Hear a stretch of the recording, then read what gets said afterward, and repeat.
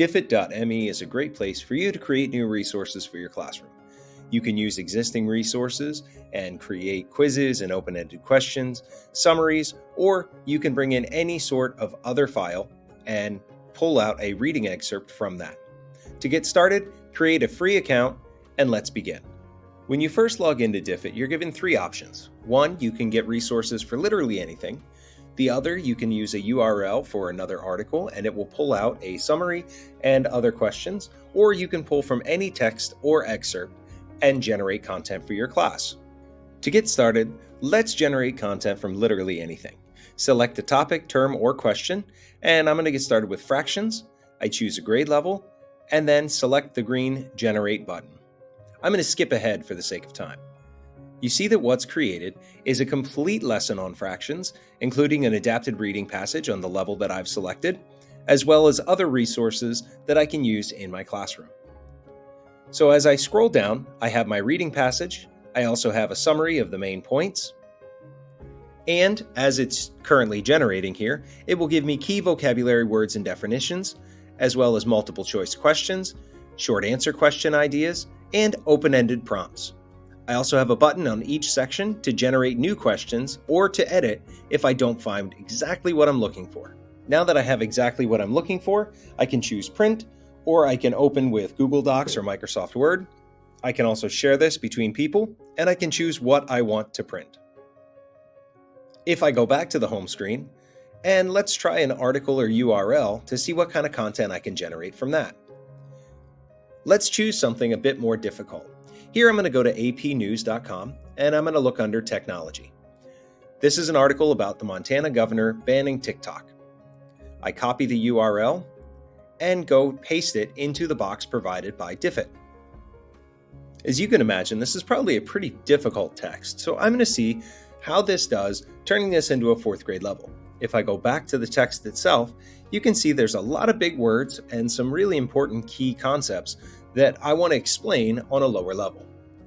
So now I'm going to go ahead and jump forward for the sake of time again. Diffit has done a pretty good job here. They took this entire article and summarized it on a fourth grade level, including all of the key phrases and main ideas that I need my students to understand. If I look down to the adapted reading passage, you can see that the wording has been changed to reach a fourth grade classroom. Key vocabulary words are also geared more towards a fourth grade classroom, and my multiple choice questions, short answers, and open-ended prompts are also on that level. I also have the opportunity to generate a new question if I want. But what happens if I want to differentiate this? I've created on a fourth grade level, but let's see what it does when I ask it to make it a 10th grade level. I simply change the grade level and select Generate. Again, we're going to skip ahead for time. Now I can see on a 10th grade level that the wording has changed significantly.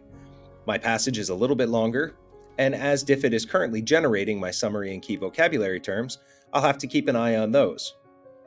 So we know we can ask for literally anything, we can post from any kind of URL and make it a grade level, but what if I have a passage already that I want to include here? Let's go ahead and search something a bit more difficult and see if we can generate content. To do this, I'm going to select any text or excerpt, and I'm going to search something a bit more difficult.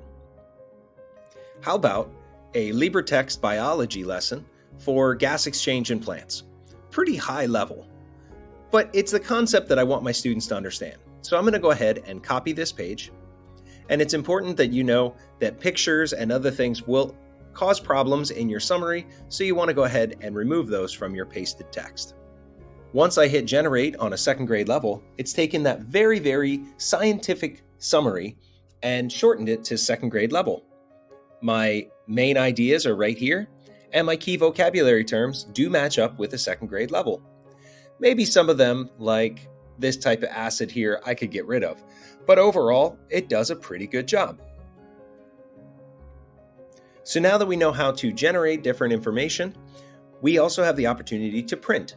When I print, I can select parts of this summary that I want to include.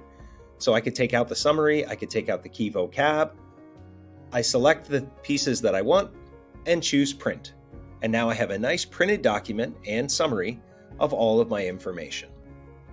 Now I can share this, I could copy it into Schoology, or I could hand it out to my students if I have a sub.